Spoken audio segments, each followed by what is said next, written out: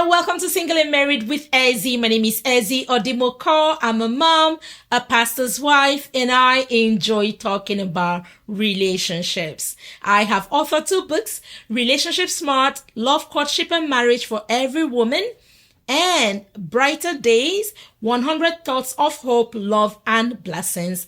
Both books are available for you wherever you get your books. They're also available on Amazon.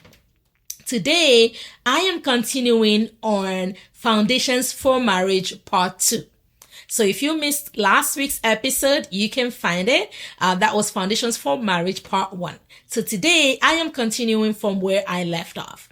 Okay, so we are talking about the building blocks, the things that need to be in place in order for your marriage to be successful. Okay, so you are there, you're single, you want to build a happy marriage, you want to have a happy home someday. This is for you. Okay, this is for you. These are foundational principles. These are things that when you put them in place and you continue to build on them, you are guaranteed to have success. And so for those of you who are married, these are principles that you can continue to build on.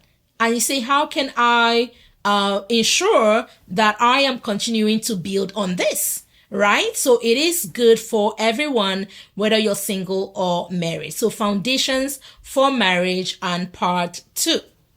Okay. So 1 is leaving. Okay. What do I mean by this? This is a word they're going to hear from me a lot, right? Leaving. What does that mean? This word comes from Genesis chapter 2, verse number 24, where the Bible says, "For this reason shall a man leave and cleave." Leave his mother and his father and cleave to his wife. All right? What does leaving mean? If you are gonna build a strong marriage, you have to leave. And what does that even mean? That means you have to grow into maturity, into where you leave certain things that you had as a young boy, young girl, right? And leave those as you move into this other phase of life. Okay. And I try to look at it differently. Okay. I look at it from living emotionally. What does that mean? So that means if you were the kind of person who would always run to their mom, right, for emotional strength or for emotional well-being, right? When you leave, that means you are leaving that emotional support, and you are going to find that emotional support now in your spouse, now in the marriage, right? So that's emotional leaving. Financial leaving means that you're not relying anymore on mommy and daddy, right? Because when you now get married, you're going to do your best to live within the means of what you and your spouse can provide for the family. You're not always running back. Oh, there's no food.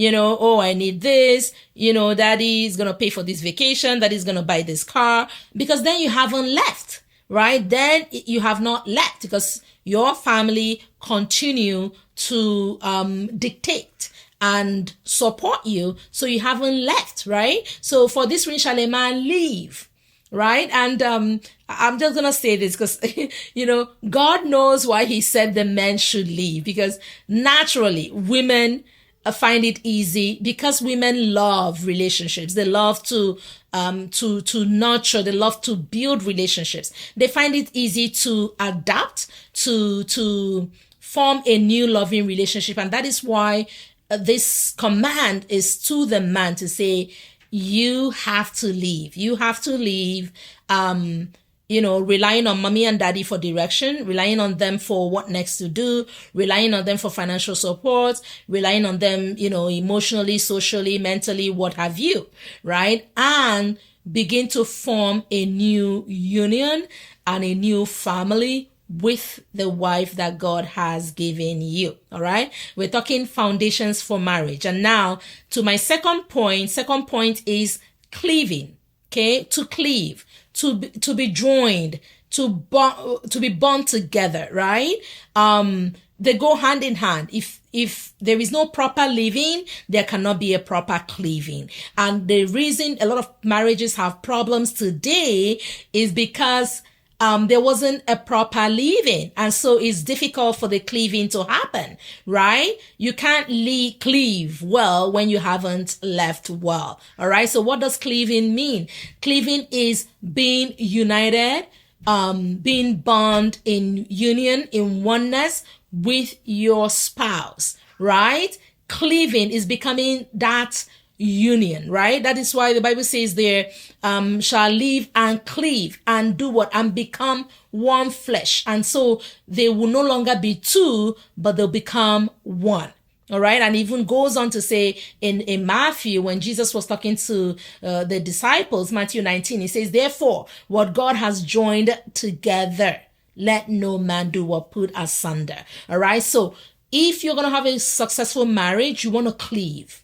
Okay. So find ways to bond with your spouse, right? How are you going to bond? Find ways to communicate, find ways to share time together, find ways to share memories together, do things together, serve God together, do a hobby together, have an activity together, spend time with each other, communicate with one another, eat with one another, do things together.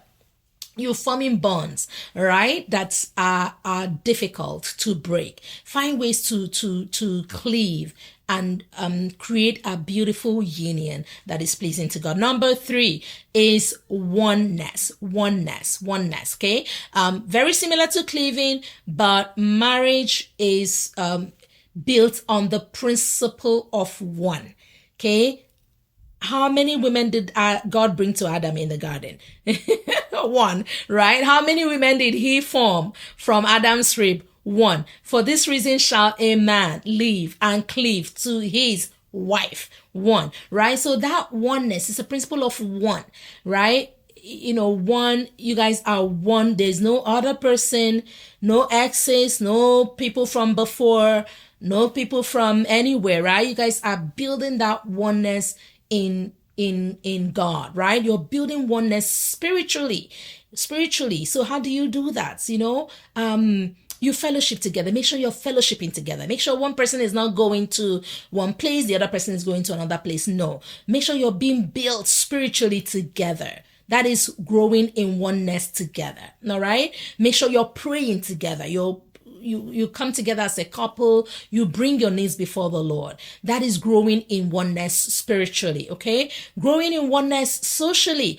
You know, find companionship with one another, okay? Love to go out with one another, spend time with one another. That's how you build your oneness, right? Build oneness emotionally.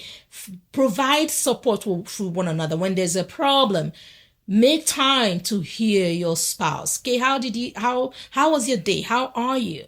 You know, how you doing? Did you sleep well? You know, how was work today? How you feeling? Tell me, is there a challenge? And then you make time to hear.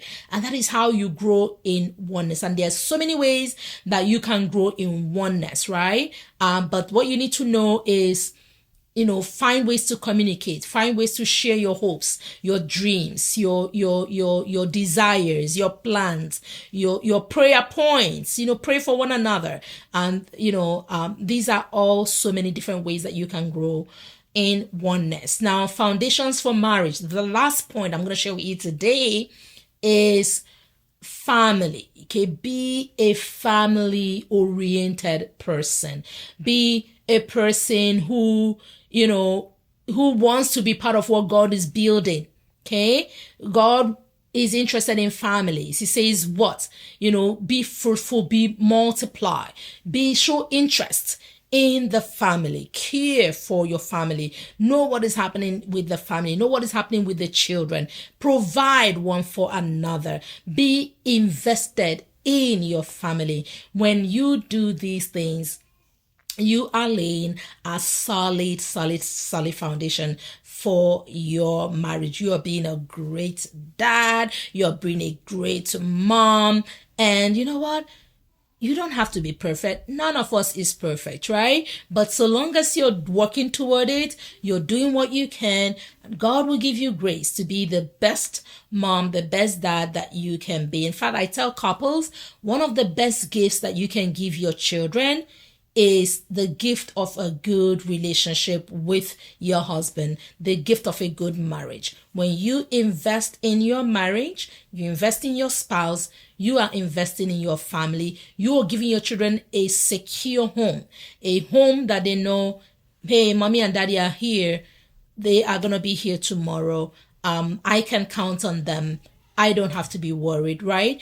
So these are some of the things I want to share with you today. I'll see you next week. Now, if this has been a blessing for you, don't forget to like it. Don't forget to share it. Don't forget to subscribe and click on that bell button as well so that you get notified whenever I come online. Now, I host a monthly marriage mentorship class when I meet with couples, singles alike. It is a free class. It is virtual. And we talk about things relating to relationships and marriage, and we learn together. So if that sounds like something that you're interested in, follow the links that you see to register and be part of it. Now, I'm excited because my 100th episode is coming up soon. Stay tuned. We're going to get more information out to you, but it's going to be exciting. It's going to be amazing. Stay tuned. Invite your friends, invite your family so that you can be part of what is happening here as Single and Married with Ezzy. So till next time, it is goodbye and God bless from Ezzy. Bye-bye.